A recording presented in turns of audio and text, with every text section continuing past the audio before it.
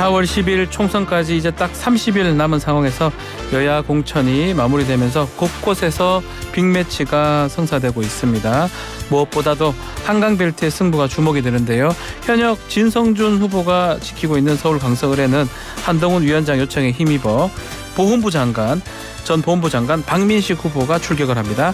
전화 연결해서 어떻게 준비를 하고 있는지, 민심은 어떠한지, 정치 현안까지 이야기 나눠보겠습니다. 장관님 나와 계십니까? 안녕하세요. 박민식입니다. 네. 자, 부산 강서가 아닌 서울 강서로 지금 출격을 하시는데 지역 민심 좀 어떻게 보고 계십니까? 뭐 아시다시피 강서 가벌병 모두 민주당 지역구고 또 한 4개월 전입니까? 강서구청장 재보선 선거에서 그렇죠. 상당한 표차로 저희들이 졌지 않습니까? 네. 어떻게 보면 국민의 힘으로서는 민심을 회복해야 할 굉장히 중요한 전략적 요충지다. 음흠. 그래서 제가 좀 다녀보니까 많은 주민들 사이에서 이제 여기가 쉽지 않은 곳이라는 그런 고정관념을 넘어서 네. 이제는 좀 바뀌어야 된다. 음흠. 좀 설욕을 해달라. 음흠. 이런 갈증 같은 게 상당히 내재되어 있더라고요. 그래서 뭐 제가 이렇게 갈 때마다 잘 왔다. 이길 수 있는 사람이 왔다. 뭐 제대로 된 인물이 왔다. 이렇게 반갑게 맞아주셔서 저도 용기를 얻고 열심히 하고 있습니다. 지난 10월에 강서구청장 보궐선거 할 때하고 비교해보면 느낌은 어떻습니까?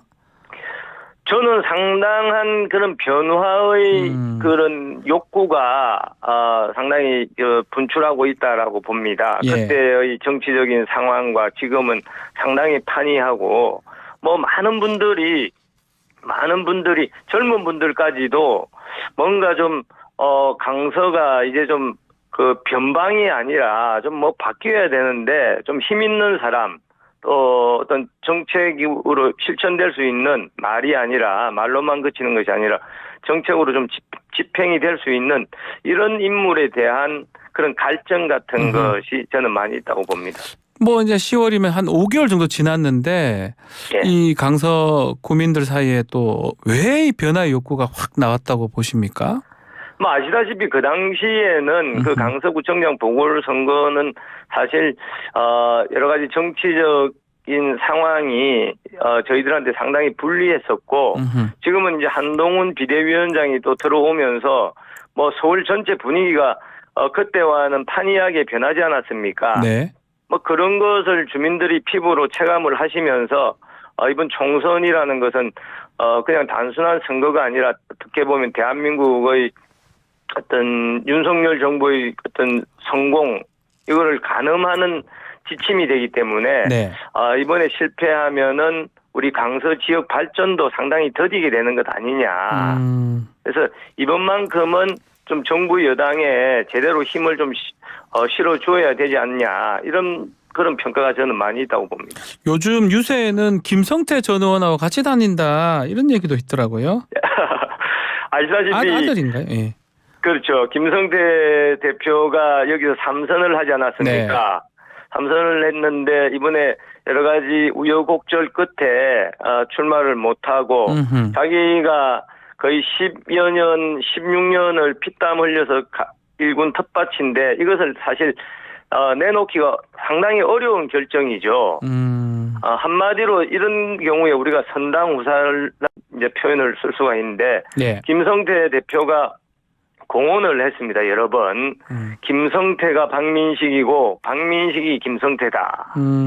그렇게 이제 늘 말씀을 하시고 그래서 그 아들이 저하고 이거 뭐 거짓말이 아니라 새벽 5시 50분부터 같이 다니십니까 계속? 예, 밤 11시까지 그래서 그걸 보고 한동훈 위원장도 야 이거는 정말 너무 마음이 짠하다. 네. 이렇게 이야기를 하더라고요. 아하. 어쨌든 간에 분당 또 영등포 결국 강서울까지 좀 험한 대로 이렇게 참 3선 도전 과정이 정말 쉽지 않은 것 같습니다. 장관님. 뭐 생각하기 나름인데요. 네. 제가 여기 후보 확정되면서 제 페이스북에 예. 한마디를 썼습니다. 강서을은 박민식의 운명입니다. 아, 운명이다. 예. 네, 어떻게 보면은 뭐 지난 일은 다 있고, 네.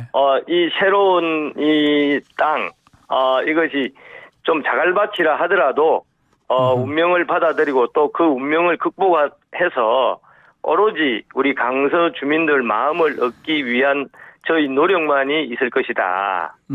그리고 그런 저희 진심이나 노력이 비단 이 지역뿐만 아니라 우리 한강벨트 또 전국 선거에도 저는 뭐 이런 김성태의 선당 후사나 또 박민식의 이런 결심이나 이런 것이 우리 전국적인 우리 지역 선거에도 상당히 좋은 영향을 주리라고 생각을 합니다.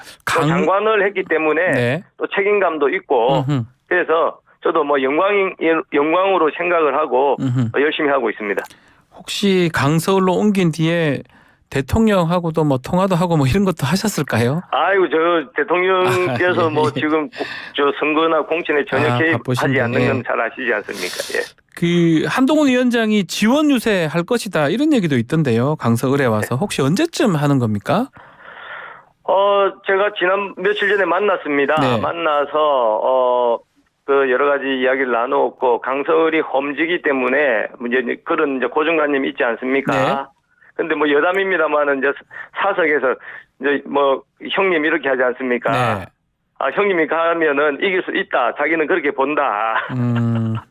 그렇게 또 격려를 해주시고. 한동훈 위원장이 우리 장관님한테 형님이라 하겠죠. 뭐 학교 선후배기도 하고. 예. 제가 가면 이길 수 있다. 이렇게 네. 자기 그 한동훈 위원장이 진단 및 또 격려를 했었고.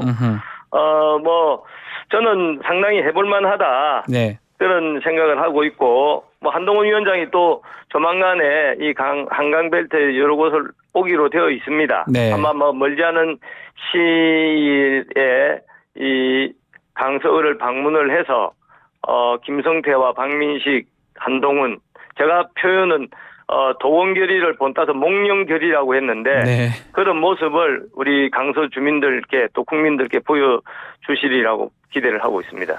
상대가 민주당의 진성준 의원입니다. 자신이 있는 겁니까? 뭐 선거에 뭐 끝까지 방심하면 안 된다, 또 머리 들면 안 된다 이런 우리 뭐 이야기가 있지 않습니까? 저는 그럼에도 불구하고 자신이 있습니다. 우선 강서라는 곳이 제가 와서 보니까 참 매력이 있는 곳이다. 어떻게 보면 서울이라는 데가 자꾸 이렇게 중심지가 바뀌지 않습니까? 예. 과거에 50년 전에 종로, 광화문에서 또 한 30년 전에 이제 그 강남으로 갔지 않습니까? 그렇죠. 지금 이제 강남 피로도가 많거든요. 그럼 다음 시대는 이 마곡 신화, 강서 시대가 저는 도래할 것이다라고 확신을 하고 있습니다. 최근에 제가 재밌는 것을 봤는데 예. 상당히 놀라운 데이터인데 우리 30대 우리 서울 시민들 30대의 소비 지출이 가장 많은 곳이 어딘지 혹시 아십니까? 강서라고 하려고 하는 거 아닙니까? 아니, 저 너무 깜짝 놀랐습니다. 저도 처음 알았네요. 예. 네, 소비 매출액이 가장 많은 데가 강남도 아니고 잠실도 아니고 바로 발산 마곡이었습니다. 마곡지구 발산. 예. 와. 이것은 저도 여기에 놀랐습니다. 이 예. 젊은 층의 에너지가 음흠. 이제 집결하고 있다는 뜻 아니겠습니까? 그래서 이것을 단순히 뭐 정치적으로 험지다 이렇게 볼 것이 아니라 상당히 매력이 있는 서울의 미래의 중심지가 될 곳이다. 그래서 저한테 그 강서 시대를 여는 역할을 우리 당에서 맡겨주셨다는 것은 저는 이거는 상당히 큰 기회이자 또 영광이라고 생각을 하고 예. 아까 말씀드린 것처럼 진성준 의원이 또 상당히 그 쉽지 않은 상대지만 제가 그런 진심과 노력을 기울인다면 충분히 이길 수 있다고 저는 확신을 하고 있습니다. 자, 결국 여당은 수도권도 탈환해야 되고 뭐 한강벨트뿐만 아니라 또 야당은 또 총력 사수를 해야 될 것 같은데 한 달 정도 남은 상황에서 수도권 총선 전망도 좀 해주시겠습니까? 제가 뭐 정치 평론가는 아닙니다만은 어떻든 기본적으로 수도권 서울 경기의 그 선거 결과가 이제 승패를 가름을 할 건데 네. 저희들 입장에서는 뭐 지난번에 워낙 폭망했기 때문에 끝까지 한 2, 3% 뒤진다는 그런 마음으로 총력전을 해야 된다. 지금 뭐 한간에는 뭐 서울은 좀 여론이 상당히 좋아졌다라고 하지만 또 따지고 보면 지금 조국 혁신당입니까? 네. 그 당과 민주당 지지율 합치면은 국민의힘보다 높아요. 그래서 저희들은 끝까지 도전자의 자세로 수도권에서 국민의힘이 마음을 그렇게 유권자들한테 얻을 수 있도록 뭐 겸손하게 그러나 최선을 다하면은 이번만큼은 우리 서울 경기 수도권 우리 유권자들께서 우리 국민의힘에 상당히 그 지지를 해주시리라고 생각을 합니다. 네, 뭐 민주당하고 조국혁신당 합쳐서 좀 높다는 여론조사는 저희가 좀 전에 또 고지를 했습니다. 자, 한 달 동안 좀 결과를 뒤집을 수 있는 반전카드 아니면 또 변수 어떤 게 있다고 보십니까? 우선 이제 조금 있다가 뭐 비례대표 발표가 되지 않습니까? 그렇죠. 예. 예, 저희들은 뭐 신문을 보니까 뭐 상당히 국민들 전체적으로 500여 명이나 신청을 했다 하더라고요. 네. 근데 이제 민주당 그쪽에는 결국 진보당 계열과 그 연합 이제 비례를 만들지 않습니까? 네. 근데 벌써 언론에 이렇게 흘러나오는 그 후보들의 면면을 보면은 과연 저런 분들이 대한민국 국회에 들어가서 어떤 일을 할 것이냐. 기대보다는 걱정하시는 분들이 상당히 많더라고 보니까. 예. 예를 들어서 뭐 이런 분이 있었던 것 같아요. 제가 언론에서 언뜻 봤는데, 네. 뭐 상속세를 90% 뭐 하겠다. 그러니 부자 증세 프레임을 내세우려고 하지만은 우리 일반 국민들 입장에서 이거 뭐 내가 열심히 돈 벌어서 나라가 다 뺏어가냐 뭐 이렇게 생각할 수도 있는 것이거든요. 예.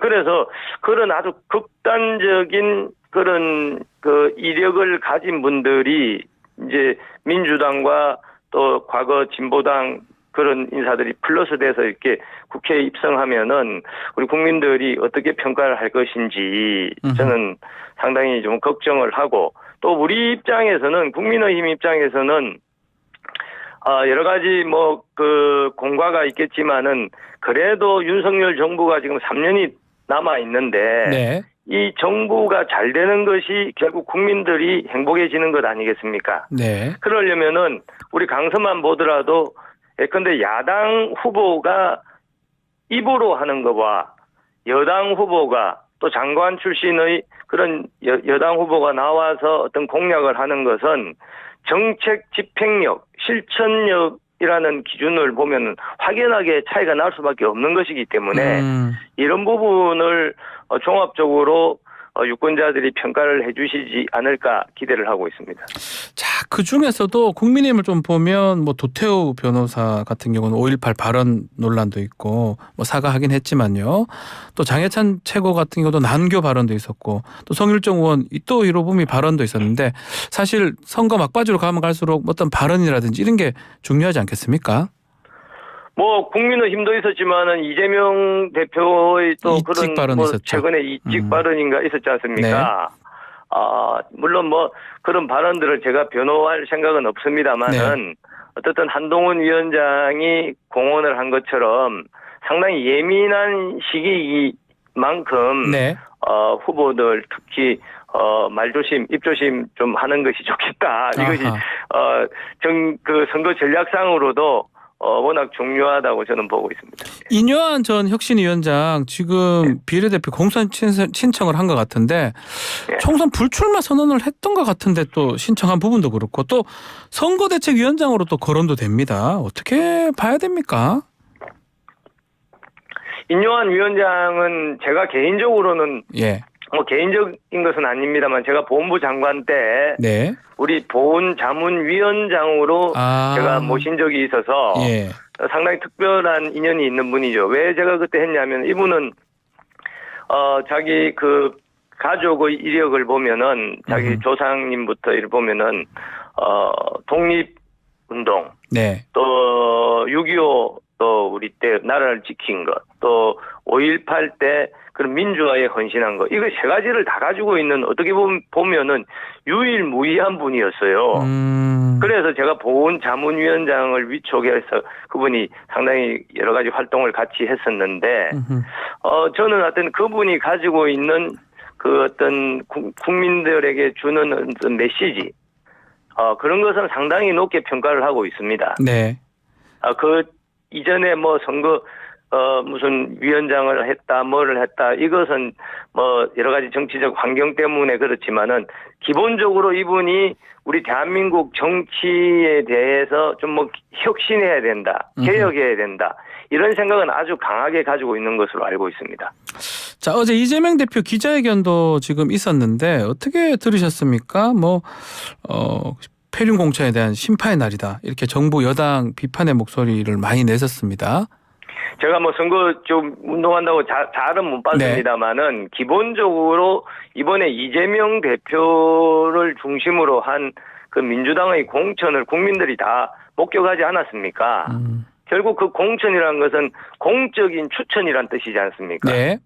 사천이 아닌 거죠. 개인적인 이해관계에 따라서 하는 그런 것이 아닌데, 이번 민주당 공천은 많은 언론에서 지적했듯이 결국 친명은 횡재하고 비명은 횡사하는, 네. 결국 기준이 이재명을 기준으로 이재명 대표와의 친소관계, 이재명 대표의 향후 당권 확보, 또 대선 출마, 이런 거를 기준으로서만 공천을 했기 때문에 그것은 누가 보더라도 그냥 이재명 사천이다, 이렇게 보기 때문에 저는 지금 이재명 대표가 뭐 기자회견을 하든 뭐를 하든 간에 많은 국민들한테 그렇게 소구력이 있을 것 같지는 않습니다. 지금은 정권 심판론보다는 오히려 그런 이재명 대표의 그런 민주당의 폭주를 네. 좀 제지를 하고 정부가 제대로 일을 할 수 있도록 좀 뒷받침을 해야 되는 것 아니냐.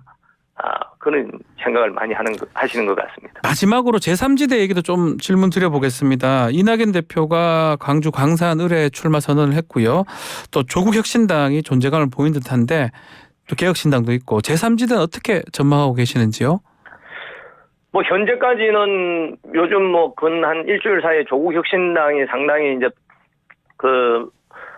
반짝하는 분위기고, 예. 기대와는 달리 이낙연 또 이준석 대표 이런 쪽이 좀 존재감이 없어졌지 않습니까? 네.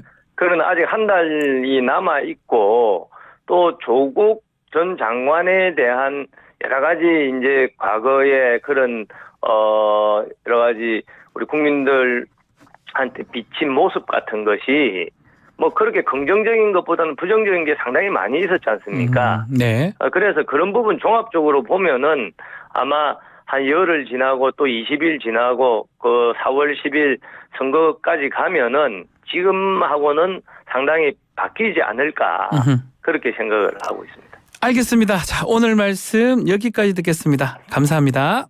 감사합니다.